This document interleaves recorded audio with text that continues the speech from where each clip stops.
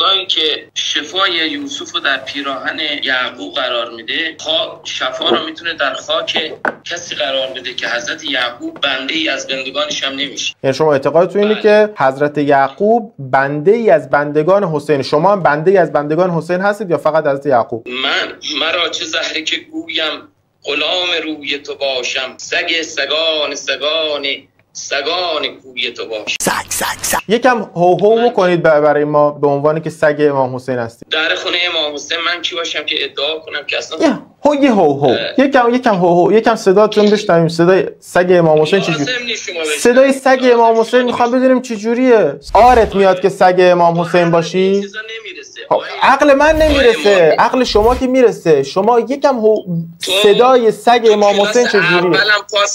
آقا من کلاس مهد کودکم پاس نکردم. شما که شما مگه نگفتی من سگ امام حسینم؟ زشته برات؟ مگه نبودم که نمیگفتم. خب پس صداتون چجوریه؟ یکم هو کن به عنوان سگ. زشته. پس ببین اون دنیا امام حسین میگه به خاطر من یه هو نکردی توی برنامه زنده.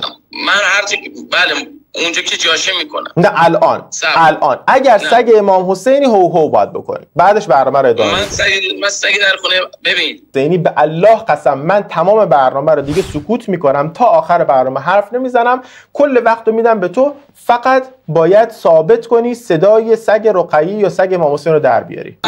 باشه تو جلوی دوربینا قسم خوردی که وای میسی با من بحث ادامه میدی. خب قشنگ در موضوع امامت از قرآن، در موضوع ارتاس، به شرطی که تا آخر برنامه والله بالله تالله من تا آخر برنامه با تو ادامه میدم، به شرط اینکه برای امام حسین ثابت کنی که سگ امام حسین رو پارس کنی. باشه یا امام حسین به درگاه تو هاپ میکنم. هاپ حالا وایس، حالا تو رو اللهت وایس. سگ کی باشم قبل یالم.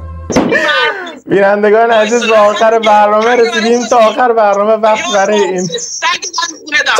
هاپ حالا تو وایس. شلوغ نکن. خب خنده‌ات کردی بگو شروع شد. بگو الله وایس. خنده‌ات کردی. خب آفرین. بینندگان عزیز به آخر برنامه رسیدیم. من قسم خوردم کل وقت برنامه رو تا آخر برنامه بهش میدم. وقت برنامه تموم شده. با آخر دعوانا الحمدلله رب العالمین. قسم خوردم اینا هم قطعش نکردم تا آخر برنامه.